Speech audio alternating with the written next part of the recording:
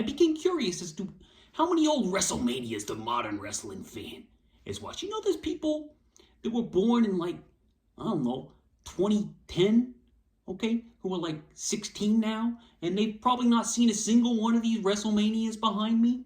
And you may be asking, well, where do I start? There's so many. Do I gotta watch all 9 hours of each show? Well, I will let you in a little secret. The older WrestleManias, I mean, they were long, okay, and they're kind of too long, and none of the matches were really built up except for like maybe 2 or 3. Actually, that's kind of still how they are now. But here's what I'm gonna do, okay? Here's how I'm gonna help you out, okay, young wrestling fan out there who was born, you know, after the WrestleMania started. I was alive, okay? I was alive when the first one happened, so I wasn't there. You'll have to excuse me. I get a little snotty in the mornings if you're not familiar with the channel.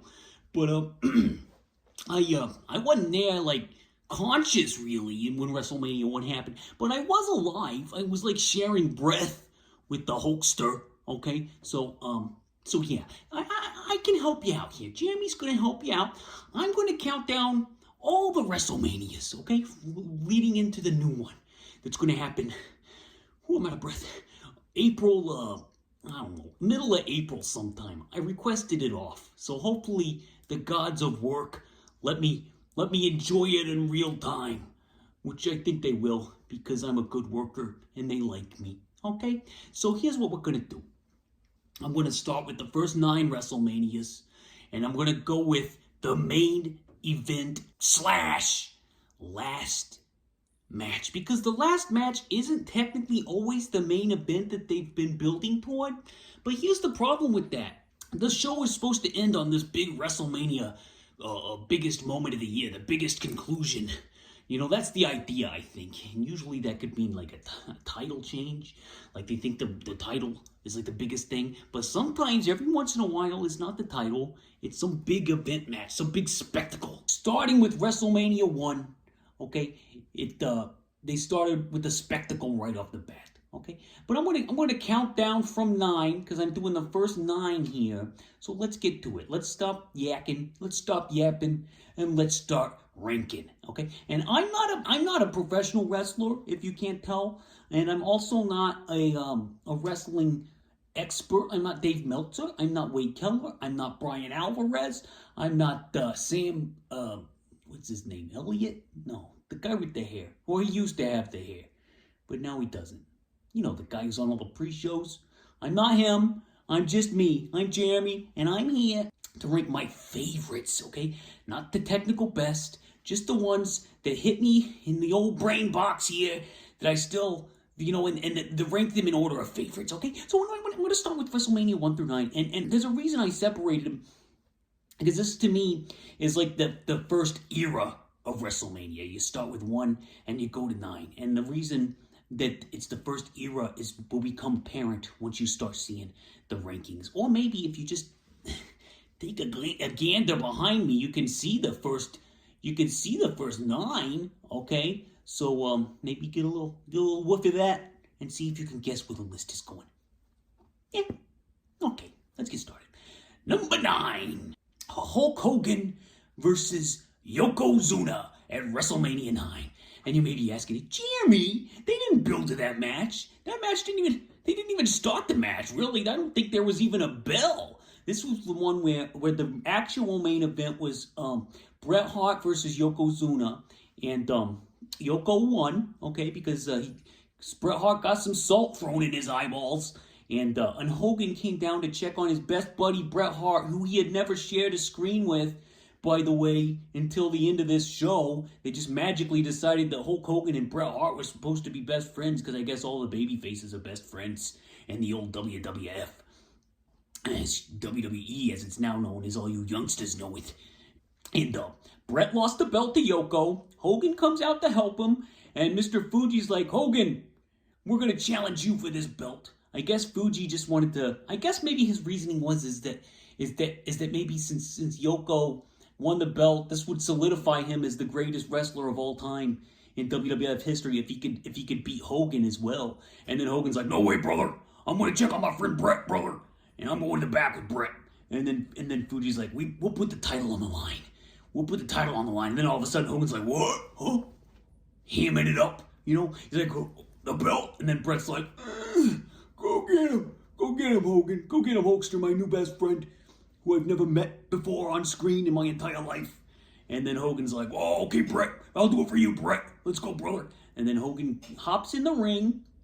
And then Fuji and Yoko kind of double team him. And I think Yoko's holding Hogan. And then Fuji's going for the salt. He tosses the salt at the Hulkster, but the Hulkster ducks.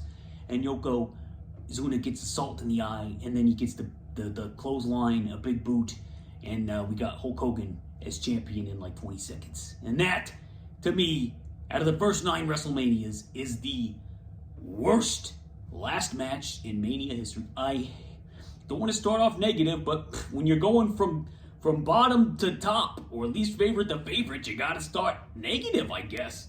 It's just the way it works. And this one's bad, folks.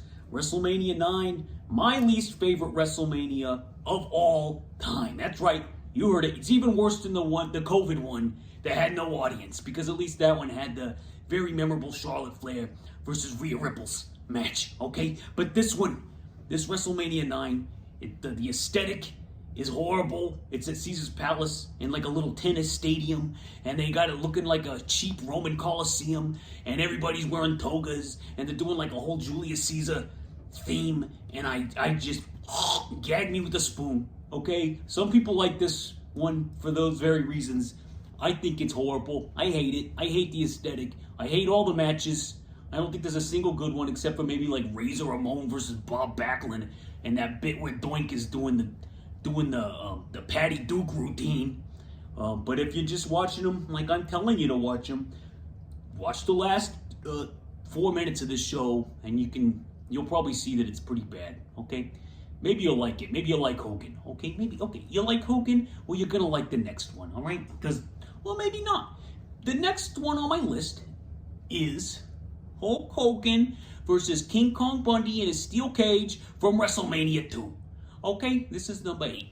WrestleMania 2 main event. Now, WrestleMania 2 was weird because it was from 3 different cities, and they were doing a lot of technical problems, and I think by the very end of it, Vince was over it. He was like,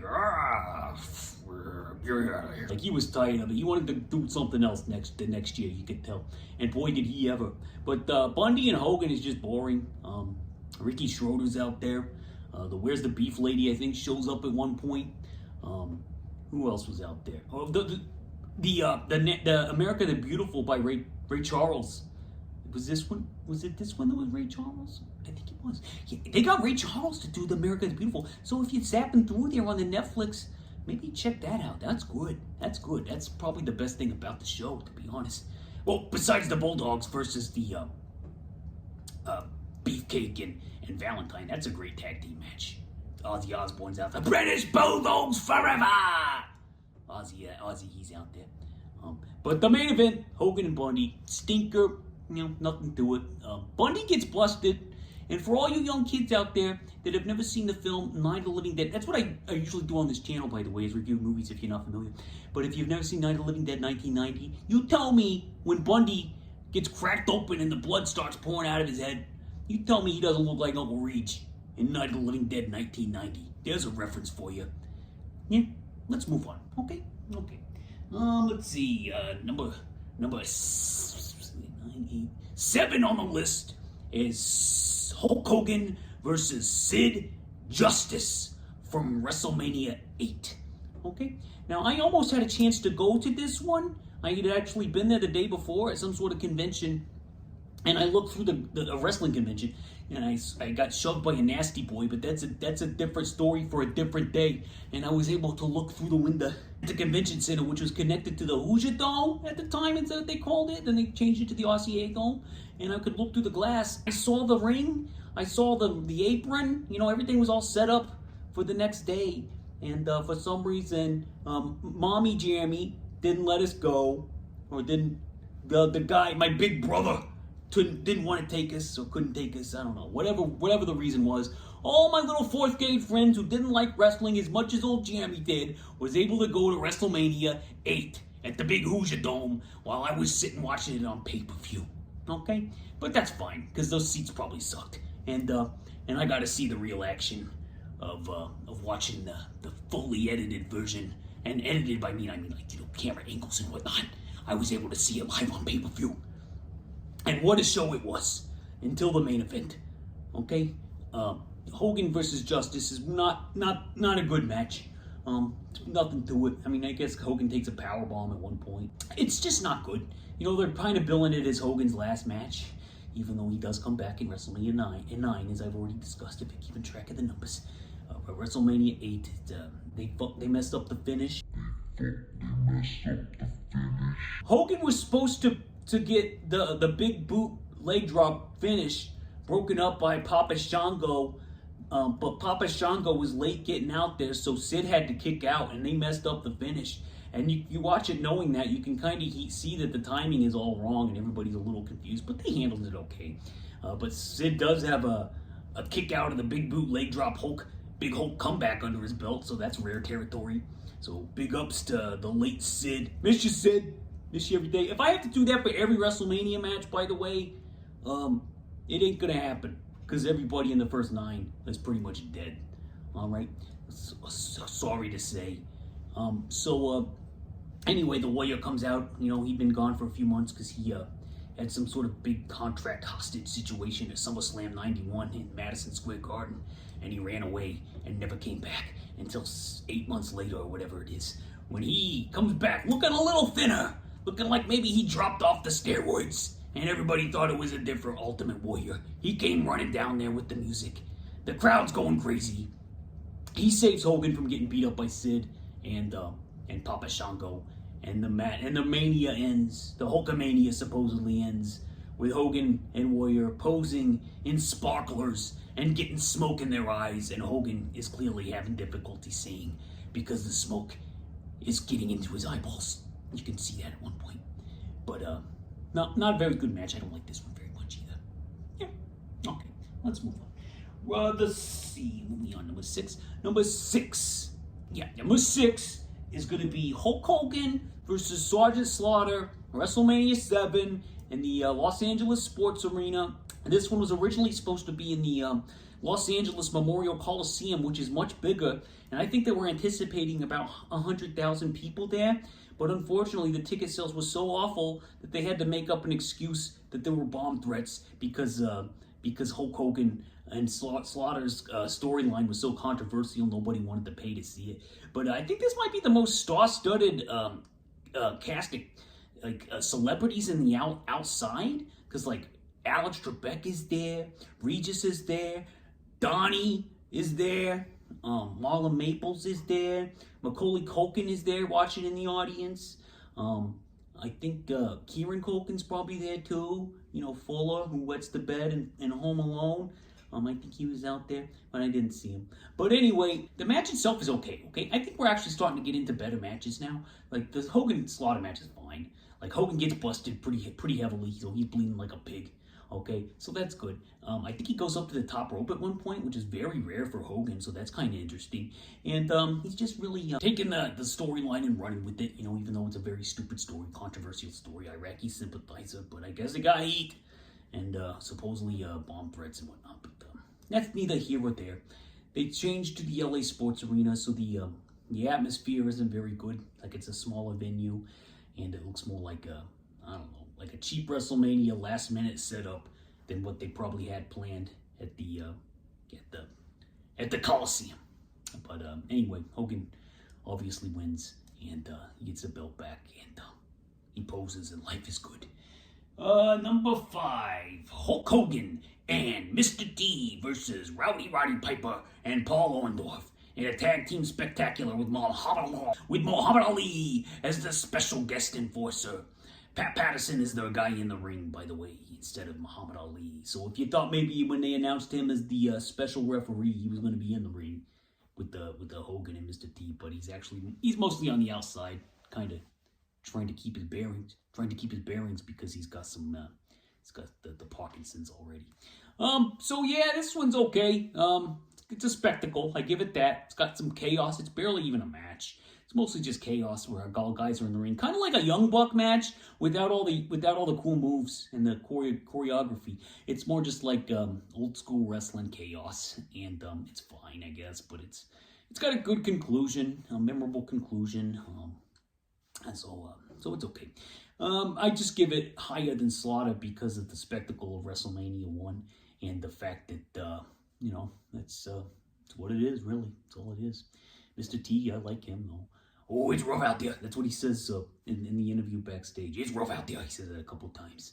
And Hogan, T win, and the stage is set for WrestleMania, whatever one we're on now, 42 or whatever. We've been doing this for 42 years, 43 years. I don't know what it is. They don't do the numbers very much anymore, so it's hard for me to remember. WrestleMania Las Vegas, they call it.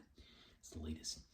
Let's see. 1, 2, 3. Fourth, coming in fourth is Randy Savage. Oh, what's this? Finally, a match that doesn't have a Hulkster in the main event of a Mania. WrestleMania 4. Okay. WrestleMania 4. You got Savage versus Ted DiBiase. Now the reason this has happened is because there was a big 16-man elimination tournament for the title. So they couldn't really set a main event. They were selling the show on a big rematch in round 2 between Hogan and Andre just to get everybody into the Trump Plaza, which is where this one took place. Donnie's out there the whole time. You can watch his reactions if you want. Old school Donald Trump. I don't know if his buddy Epstein was with him or not. I'm not sure. Maybe he was. Yeah, this one is a decent match, but it's not like what you'd expect from Savage and DiBiase. Like, it doesn't go very long because they're both fatigued, so it makes sense that it's like an 8-minute match for the title. The real story for this match, and the real one, is why it ranks highly, is because the storyline here is actually good. It's got Savage and Elizabeth have been changing alliances recently. They've been kind of hanging out with the Hulkster. So when Savage is in trouble in the match, DiBiase and his buddy, the big boy Andre, are kind of double teaming Savage. Elizabeth runs away, and you think, oh, poor baby, poor Liz. I feel so bad. And then she comes out with the big Hulking 24-inch python. They come right. I think if I remember right, she's piggybacking on him, and they're piggybacking down the ramp, and she's on Hogan. Or wait, Hogan's piggybacking on her back, and she's carrying Hogan to the ring, and then Hogan comes out there, and he scares Andre, and he helps Savage solidify his spot in wrestling history as the first person to win a WrestleMania last main event match and win a title that isn't Hulk Hogan. It's Savage. It's the Macho Man. Ooh, yeah. Uh-huh. Yeah. Dig it. Snap into a Slim Jim. So yeah, it's okay. I got goosebumps. I remember Gorilla Monsoon saying that. Yeah, he messed it up. See, when you make a mistake, the whole world still remembers 40 years later. And that's why you should always feel shame when you've made mistakes, because people do remember. Yeah, okay. Nobody cares. And number 3. Woo! Hulk Hogan versus Andre the Giant at WrestleMania 3. Now remember, folks, I'm ranking my personal favorites, not the most historic, okay, or the best wrestled match. And even if I was ranking the best wrestled matches, this one would definitely not be up there because it's not a very good match. It's all spectacle.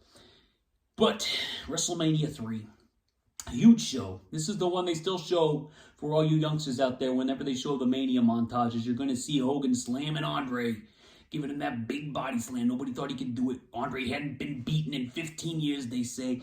Even though I'm pretty sure Hogan and Andre had fought at a stadium outdoors like 7 years prior or something like that. But they forget about all that. They like to trick us. They like to work the fans, you know. They like to say there's 91,197 people in the audience of WrestleMania 3 when everybody knows that it's 78,000. Everybody knows it. What's the difference to make 12,000 people? You know, why did Vinny have to do that all the time? I don't get it. But anyway, massive crowd.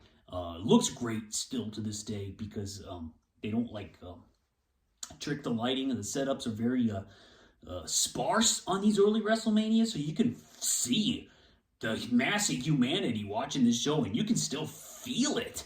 Like, ooh, man, that is a lot of people there. Now, when this match happens, it's a lot darker. So, but it just still feels so dark and just chaotic in the audience. Like, people throwing trash at Andre, and he's just no-selling all the trash. It's incredible. Like, if I had rappers and banana peels flying on my face, I'd be wincing. But Andre, like, I guess he's just used to getting stuff in his face because he's just strolling along there on that motorized little ring cart that they had, that they put in the WrestleMania game from the arcade, whatever it was called, wrestling something. And yeah, it was it's a spectacle. So I do enjoy the atmosphere of WrestleMania 3 considerably. One of my top favorite atmospheres for a wrestling show, because I like that it starts like light, and then as the show goes on, it gets dark. You know, that's drama. That's drama. That's why I hate WrestleMania 9, because it starts in the sunlight and it ends in the sunlight. Why did they do that? I mean, that place probably would have looked okay at night, but in the daytime, it just looks so... Ugh. WrestleMania 9. Dewey! Number two. Hulk Hogan versus Macho Man Randy Savage. WrestleMania 5. Yeah, second year in a row at Trump Plaza. Trump had him for 2 years in a row. Him and Vince became buddies. I hope they didn't spend their extracurricular time together, but they became pals, and they're pals to this day. In fact, sometimes I think the entire world is being booked by Vince McMahon. It wouldn't shock me if we find out that Vince is writing all this behind the scenes right now as we speak, with his Vincent Price mustache and his slicked back hair and his tight lizard face. Maybe he's still doing it. I don't know. But anyway, Hogan and Savage, very good match. This is probably the best, like, technical Mania match of the first 9. Like the main events, I'm saying. Like, there's other matches on these cards, by the way, that blow the last matches out of the water. Like, almost all of them. Like Piper and Bret Hart at WrestleMania 8, Savage and Steamboat at WrestleMania 3, Hogan and Ric Flair and Savage at WrestleMania 8, Hogan, I keep saying Hogan, because Hogan's in all these. I keep thinking he's in every match at WrestleMania. Savage and Warrior at WrestleMania 7. I mean, these are the classic show stealers, because that's what WrestleMania was known for before modern times. The last match wasn't usually the best match. It was just the most spectacle, because it was for the non-fans, and it's just to get eyes on the product and to have the storyline culmination pay off at the end of the year, the end of the wrestling year, so to speak. But back to Savage and Hogan. Savage's arm is wrapped up because he had to have surgery on it like the next day. So he got a big infected elbow. It's wrapped up. And he still does a lot with it, too. He even does the elbow drop on it, which is beautiful, incredible elbow drop. I love his orange tights. I just want to say that right now. His, like, neon orange tights from WrestleMania 5. And his beautiful tanned body. Oh, yeah. And Hogan looks like he is like a roasted hot dog in this one. He's been roasted in sunlight, my friends. And the match itself... it's good. If you're gonna watch any match from the original WrestleManias, pick this one and the next one, which is, remember, my favorites, not technical masterpieces, Hulk Hogan versus the Ultimate Warrior. Hulk Hogan, I come to you, Hulk Hogan, and the Warriors have seen the justices of the gods above as they look in my hand, and it's me and you, Hulk Hogan. As we walk through the power and the valley of death, I take a look at myself. I've just made all that up out the old dome here. Warrior and Hogan. WrestleMania 6, title for title. That's the Hogan's the world champ, Warrior's the Intercontinental champion. They're going head to head. It's champion versus champion, challenger versus challenger, the Ultimate Maniacs versus the Ultimate Warrior.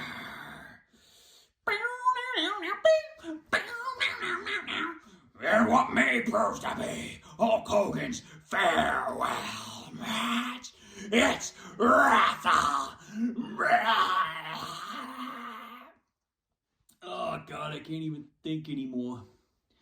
Ooh, my beard got messed up. I'm out of breath. Hogan and Warrior. This is the one that's got the famous GIF, if that's your preference, of Hogan, of Warrior down there, like in the leather, in the nether region. You can see his big head of hair, his big hairspray, 80s hairband style hair down there, and Hogan's up here doing one of these numbers while Warrior's down there, and then it cuts to a close up of Hogan going. And then that you've seen that all over the place. The match itself is quite good, actually. I think they rehearsed it for weeks beforehand, so every spot was planned ahead of time. That's what that means, which is fine. It's a fine way to do it. Remember, guys, there's no rules in art. Okay, so maybe you got some gatekeepers that say, "Oh, it's not a real match." Guess what? Savage and Steamboat, same thing. They planned every move, and they rehearsed a lot of the sequences in WrestleMania 3, and that's considered the greatest WrestleMania match of all time. So all these people that like to go after all these modern wrestlers for rehearsing or choreographing too much, who cares? Quit gatekeeping. Enjoy the show. Enjoy the show. Pretend it's real. Pretend it's real. That's what I do. That's what I do. And then in real life, the Warrior beat the Hulkster, and unfortunately, Hogan had to pull the boo-boo face. He had to do the boo-boo face, as somebody on the podcast once said that I'm ripping off right now. Hogan did the boo-boo face, and the sympathy went with Hogan, so Warrior's big celebration kind of got crapped on by the Hulkster, and he wasn't the greatest champion, Warrior, I must say. So Hogan gets the belt back next year at WrestleMania 7. So that was it. Recapping: Hogan versus Yokozuna at WrestleMania 9. Hogan versus Bundy in a steel cage at WrestleMania 2. Hogan versus Sid, no title on the line on that one, at WrestleMania 8. Hogan versus Slaughter for the title at WrestleMania 7. Hogan and Mr. T versus Roddy Piper and Mr. Wonderful at WrestleMania 1. Savage versus Savage Voices Ted DiBiase, $1 Million Man, in the finals of a tournament at WrestleMania 4 for the title. Okay, then we had Hogan versus Andre, an all-time classic to wrestling fans with the body slam that they show at the beginning to this day. Hogan versus Savage at WrestleMania 5 with Donnie in the front row. That wasn't advertised. He's just there. So I think it's kind of important when the president of the United States is watching a race. Did you know in that angle where Vince blew up in a limo that Donnie called the WWE offices and asked if Vince was okay? Did you know that? This guy's in charge, folks. And did I say WrestleMania 5? Oh yeah, that's one. In WrestleMania 1, or excuse me, the number one choice is Hogan and Warrior. Now that's the first 9, okay? Next up is going to be WrestleMania 10 through, let's say, 19, okay? It's a good place to stop for the next.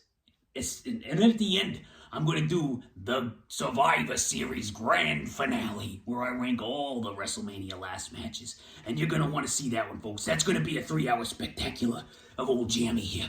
So, fire up your Netflixes. I know you got them. Check out the matches that I just ranked, and that way you don't have to watch the entire programs. And maybe if you want to check out some of the other matches while you're at it, some of the show stealers, do that. Because maybe next year I'll do WrestleMania show stealers, and I'll rank them. But that's next year. Right now, we're doing the main event. Jeremy spoken. Godspeed. And what you gonna do, brother, when the 2-inch pythons run wild on? Yeah.